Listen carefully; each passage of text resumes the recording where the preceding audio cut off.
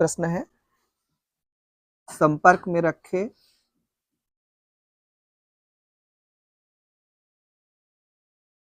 दो उत्तल लेंसों की फोकस दूरी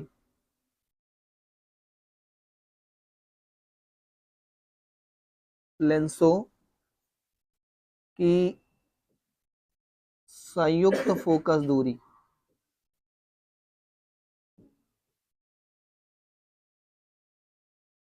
ये बहुत इंपॉर्टेंट प्रश्न है और कई बार पूछा जा चुका है।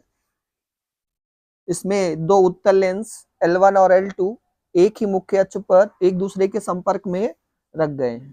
तो थ्योरी भी ऐसे लिखना है, माना दो उत्तल लेंस L1 L2 एक ही मुख्य अक्ष पर एक दूसरे के संपर्क में रखे गए हैं। लेंस L1 से U दूरी पर एक बिंदु वस्तु O है जिससे उसका प्रतिबिंब आभासी प्रतिबिंब I' पर बनता है। यह प्रतिबिंब दूसरे लेंस L2 के लिए आभासी वस्तु का कार्य करता है और जिसका प्रतिबिंब I पर बनता है। तो मान लिया जाए कि दूसरा लेंस नहीं है, तो लेंस की फोकस दूरी का सूत्र हो जाता है 1/f equal to 1/v minus 1/u, ये होता है सूत्र। अब देखो यहां पर पहले लेंस की फोकस दूरी f1 ले लिया गया है और वस्तु u, लेकिन यहां पर अभी हमने बताया प्रतिबिंब की दूरी क्या है v', तो यहां पर क्या आ जाएगा v' हो जाएगा। अब ये मान लिया जाए कि अब L2 रख दिया गया, जब L2 रख दिया जाएगा तो लेंस L2 के लिए I' आभासी वस्तु का कार्य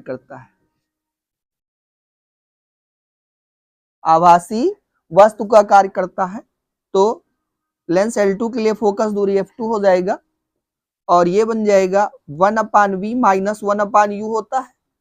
अब देखो यहां पर u का काम कौन कर रहा है v', तो u की जगह पर क्या रख देंगे v' रख देंगे, तो ये हो गया दूसरा। अब दोनों लेंसों को जब संपर्क में रखे गए हैं तो दोनों की फोकस दूरी जोड़ दी जाए। समीकरण 1 व 2 से संयुक्त लेंस की फोकस दूरी क्या हो जाएगी,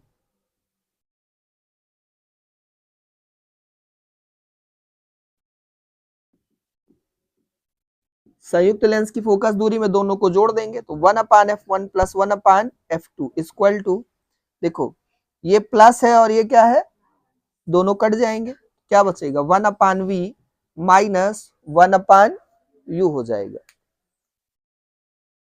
अब मान लिया जाए इन दोनों लेंसों के बजाय एक उत्तल लेंस रखा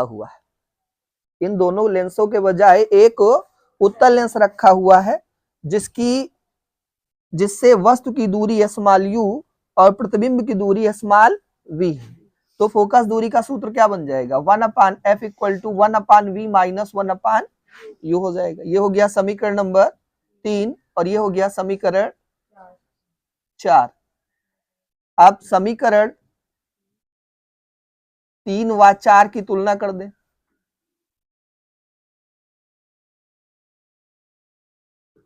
समीकरण 3 और 4 की तुलना किया जाए तो उसका एक साइड क्या है सेम है, और जब किसी भी समीकरण का एक साइड सेम होता है तो दूसरा साइड भी सेम हो जाता है।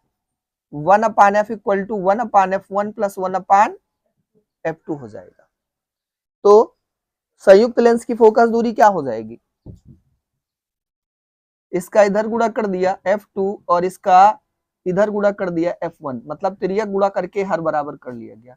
इसको पलट दिया जाए तो f equal to f1 f2 upon f1 plus f2, ये हो गया संयुक्त लेंस की फोकस दूरी का सूत्र।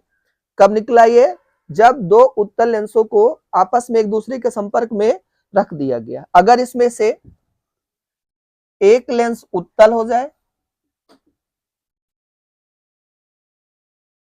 और दूसरा लेंस अवतल हो जाए,